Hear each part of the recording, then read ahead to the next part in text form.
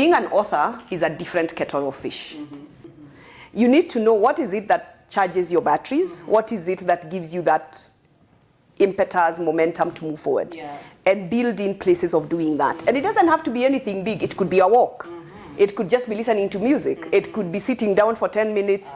And like I said, you can't pour from an empty cup. So you're of no use to the people who are supposed to be getting support from you if you're not in your best self. So yes, failure and problems are part of life, and all of us will go through them.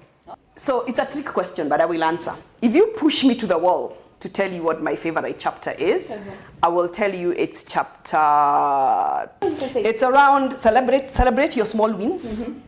For these are the milestones that will take you closer to the person you want to be.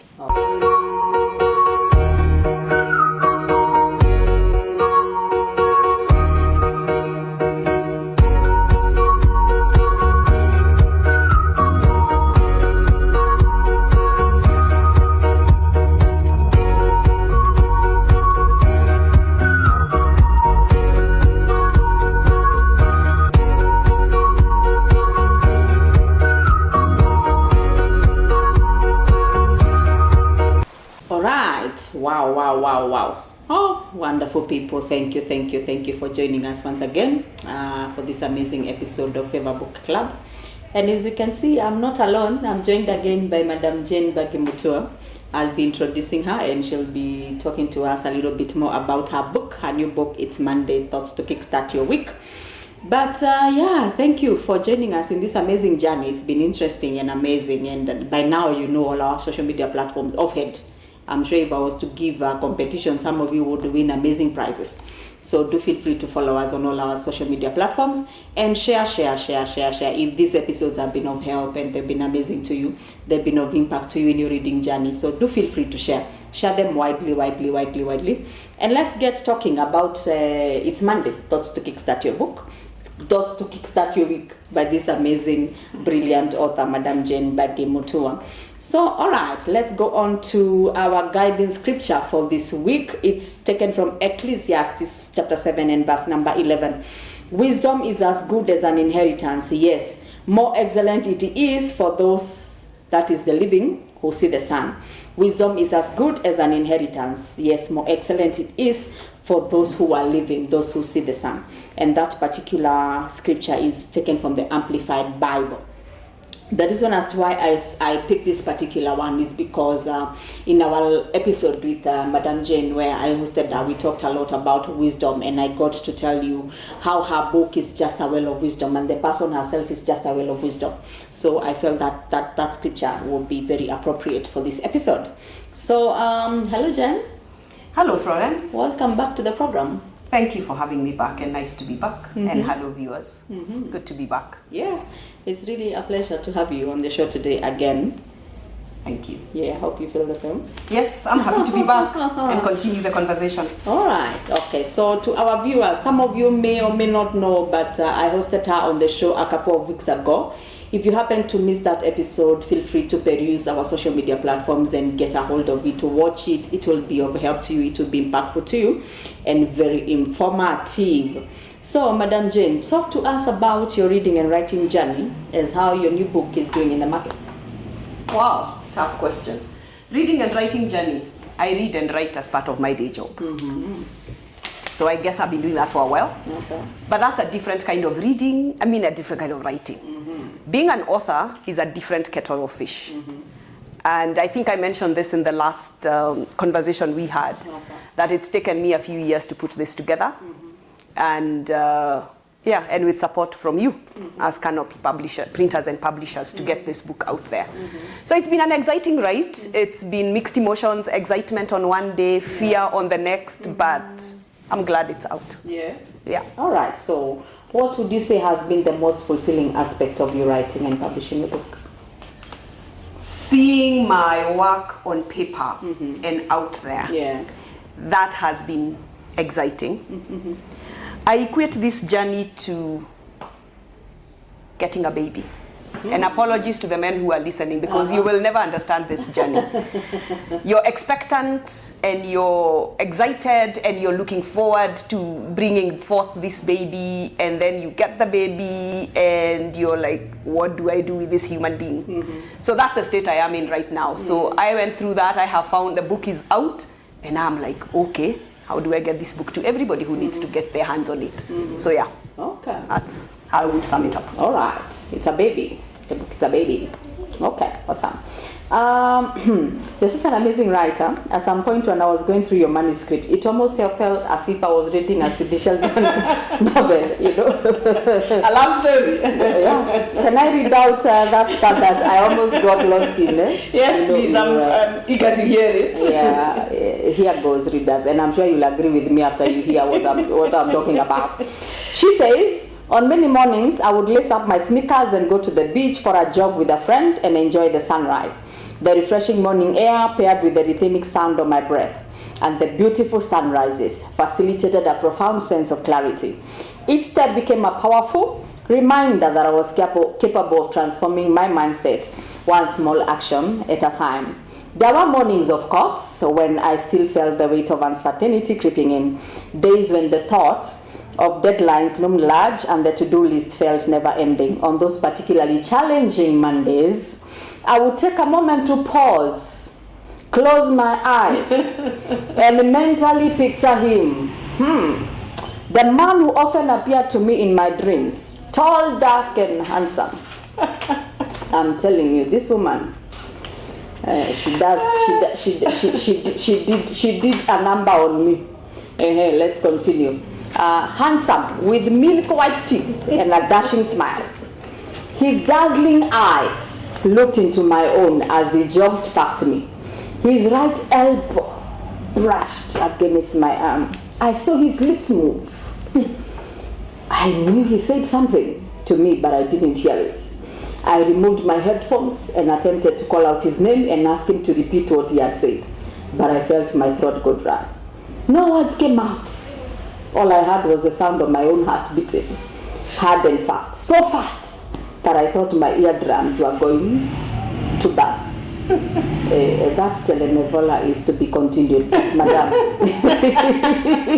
That's a telenovela you're reading. That's a telenovela. The first part was my book. The last part I'm not sure. But wow, really humbling to be compared to such an accomplished writer. Yeah. Sidney Sheldon is an accomplished writer. So if you read my book and thought of her, I'm like, wow. Yeah. And I do love Sidney Sheldon. I think I've read all the books. Oh. So it really humbles me to be compared to Sidney Sheldon. Yes. But you can be sure with more work, you can grow to that level. And actually, I've told from you before, from your mouth to God's ears. Yeah, I've told you before. We're expecting something new. Pressure. And we would also not mind something in this line because we have all sorts of authors out there.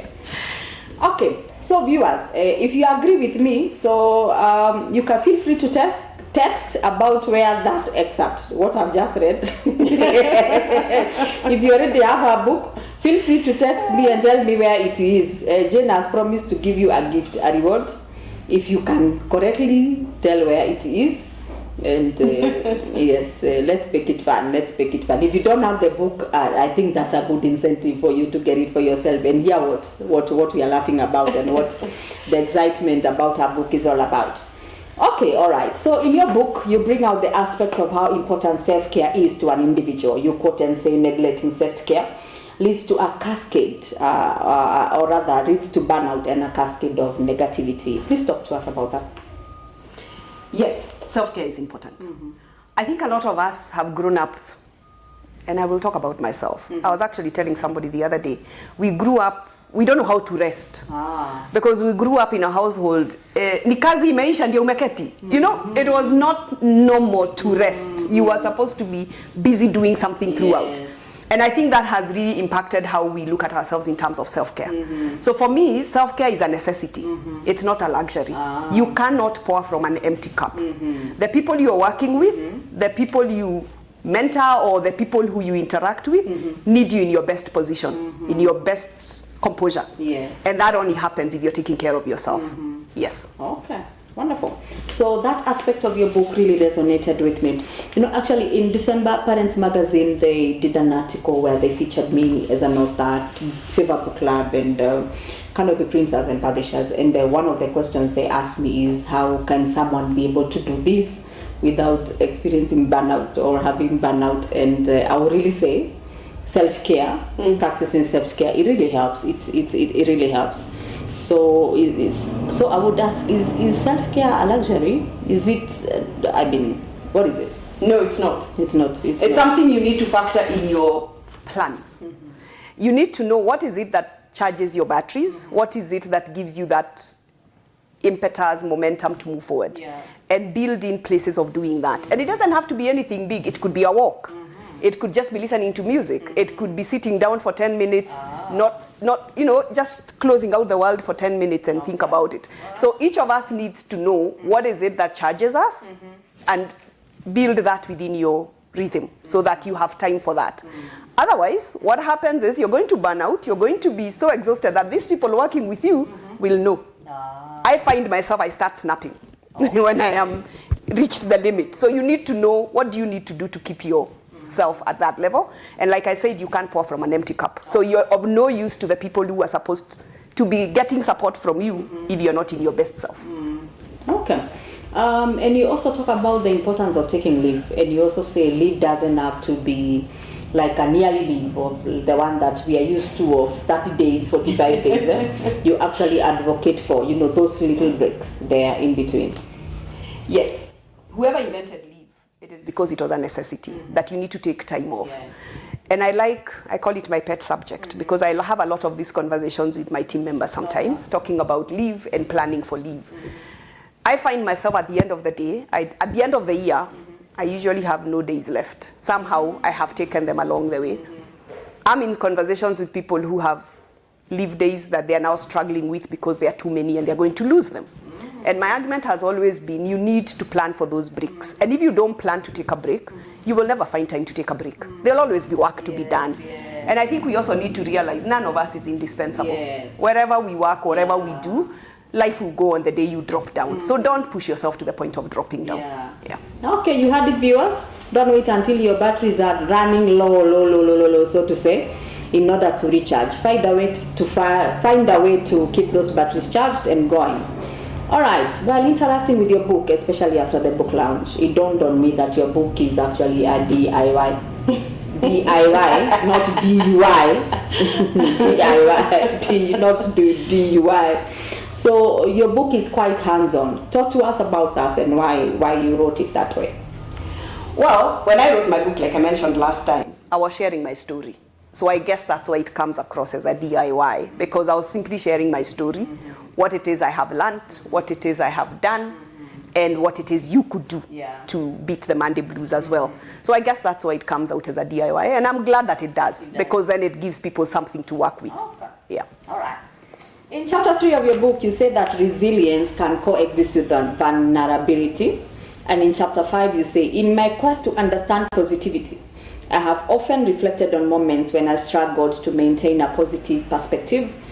Early in my career, I encountered failure more frequently than success, and its setback weighed heavily on my spirit. I remember instances when I faced issues that felt insurmountable. I was overwhelmed and my mind raced with self-doubt. It took a concerted effort to shift my focus from negativity to positivity. You're so vulnerable to your readers. Please comment on that. Like I said, it's my story. So it's me. And their failures and their hardships. And I think it's also important to share a balanced view of success. That the fact that I have done something around Mondays and overcome Monday blues does not mean there are no challenges.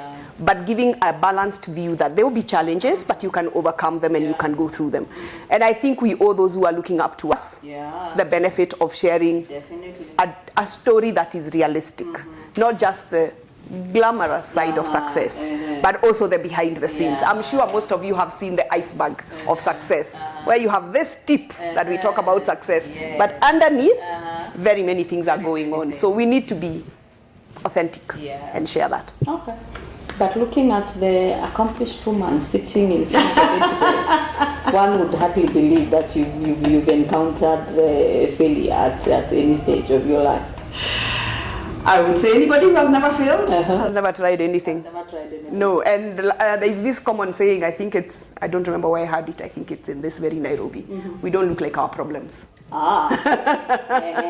wake up, shower and show up. Yes, there is actually one of the things I've mentioned, and I think it's somewhere in the book, is around the power of new starts, new beginnings, and the magic of showing up.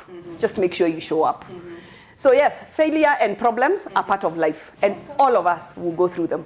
And even the most accomplished person you look up to has had their own fair of failures. Okay. All right. So the importance of gratitude is something that really comes out in the pages of your book. Why do you think that it is that important or relevant in the journey of winning?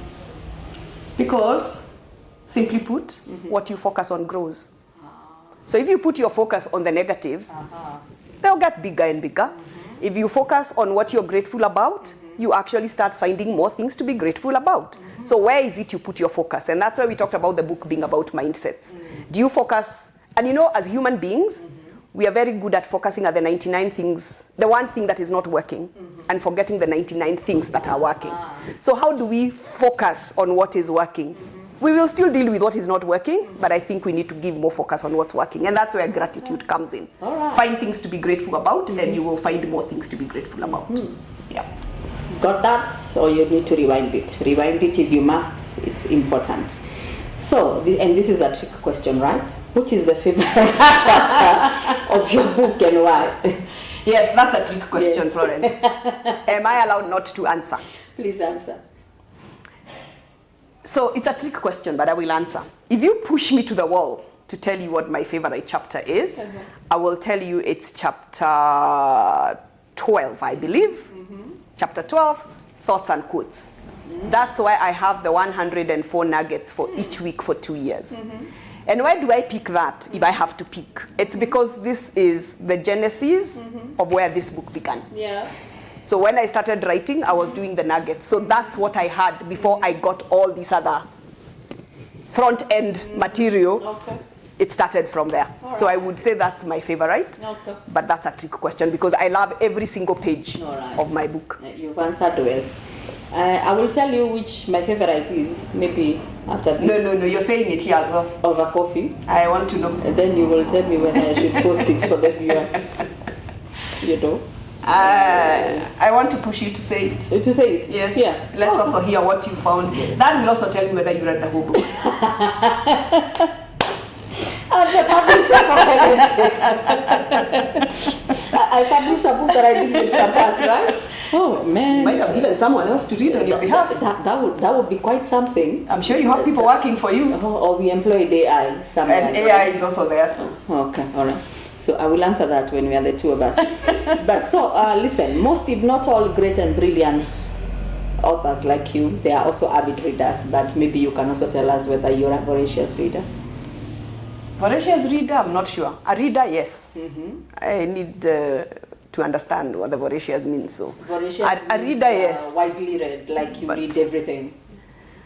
More or less. I mean, I read on practically anything. I will read a love story here. I will read a Christian book there. I will read something about leadership. But I sort of focus more on leadership. I love things to do with leadership, so I sort of read more around leadership. Okay. Yeah. All right. Which is your current read right now? I have 2. Of course, 3 if I include mine, which I have read and I know inside out. So of course mine is one of them. But the other 2 reads that I'm reading right now, one is Prayer is a Love Story by Reverend Edward Ondachi. That talks about prayer. And the other one is follows on what I mentioned last time, talking about Surrounded by Idiots. So I am reading Surrounded by Energy Vampires. So it follows on the same, the people who take energy away from you and, instead of refueling your batteries, they actually draw from them. Yeah. So those are my 2 reads right now, plus my book. It's Monday, Thoughts to Kickstart Your Week. I might just read your home library. I don't let out my books. You don't? No, because they never come back the way I give them out. Okay, me, I have a way of talking to people. trust me, after this, I have a way of talking to people. But I can't actually believe we came to the end of the publishing journey and the book launch. And now here we are recording your final, not final, but here we are recording this episode about your book, and it's been such an amazing and exciting journey. And we had so much fun. Well, maybe me more than you, but it was fun. It was fun. It was fun. You're great to work with. Thank you. So share with us one fun fact about you and about your book. Fun fact about me. I turned Mondays, people's least favorite day, into a whole book. That is not just fun, that is an accomplishment. That is a milestone conquered. That is climbing Mount Kilimanjaro. Yeah. And then fun fact about my book. I think I alluded to this. This was initially written for me. And I do say that in my book. I started out with post notes for myself. Some Facebook post for myself. So it started as something that I was writing for myself, but now it's here as a book for all of us. Yeah. Okay, wonderful. Your book is full of your original quotes and sayings. Like I said, you're a very brilliant author. Share with us one of your most captivating quotes. Am I allowed to find it? Yes, find it. If you must find it, find it. No, I need to find it.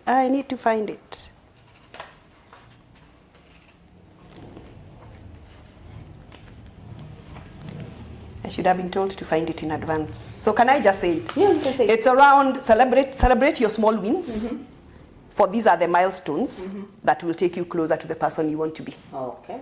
Celebrate your milestones. Yes. Okay, it will take you closer to the person you want to be. Okay.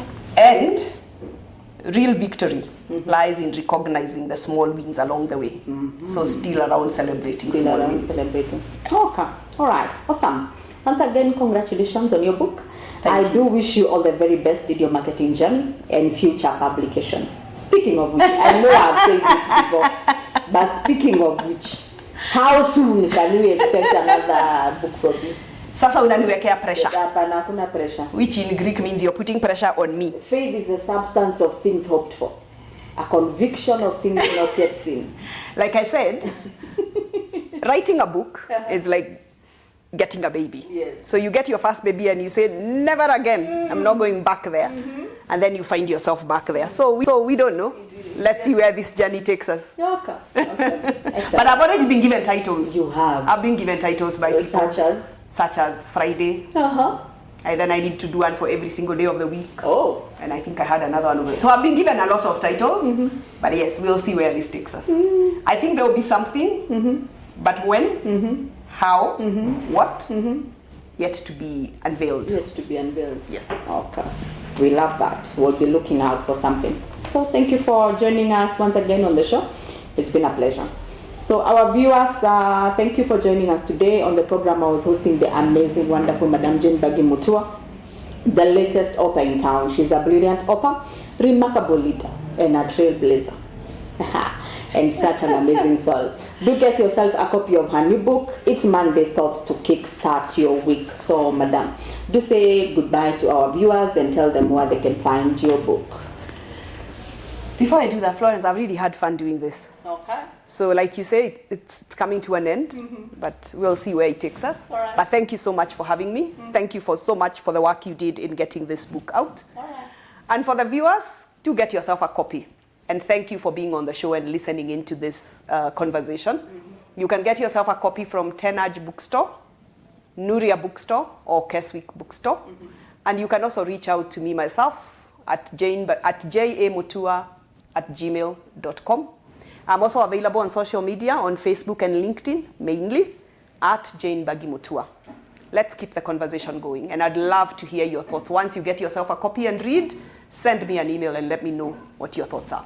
Okay. Thank you. All right. Wonderful. It's been such a joy and pleasure hosting you on this show.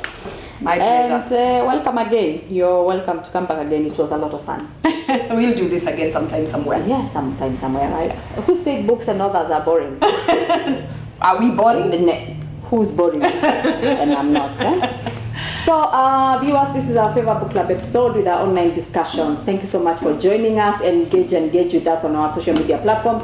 Share widely this episode, this program. If you have read the amazing book by the amazing author, Madam Mbagi Mutua, recommend it to others, and even buy for your colleague, your husband, your friend, your wife, your neighbor. I was about to say enemy, but whoever. Buy it for anybody. I think it's okay for enemies even to for change enemies. their mindset around Mondays. Right? Yeah. Okay, all right. So we sign off with the quote of the week. And our first quote is, embrace the practices that resonate with you. Reflect on the lessons you encounter and allow your experiences to inspire others. That's an original quote by Madam Mbagi Mutua, aka JMM. Embrace the practices that resonate with you. Reflect on the lessons you encounter and allow your experiences to inspire others. And we have a bonus quote as well. It says, each one of us has the power to create our own positive narrative, to rise above the everyday challenges, and to seek joy and fulfillment in the seemingly mundane moments. Our viewers, that's it for today. Keep in touch with us and stay with us in our reading journey. Our reading journey continues. Hashtag I'm an African and I read.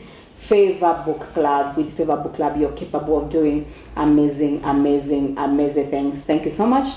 Thank you so much, Madam. Thank you so much for having me. All the best to you. All the best and have a great year ahead. Amen. Thank you. Thank you.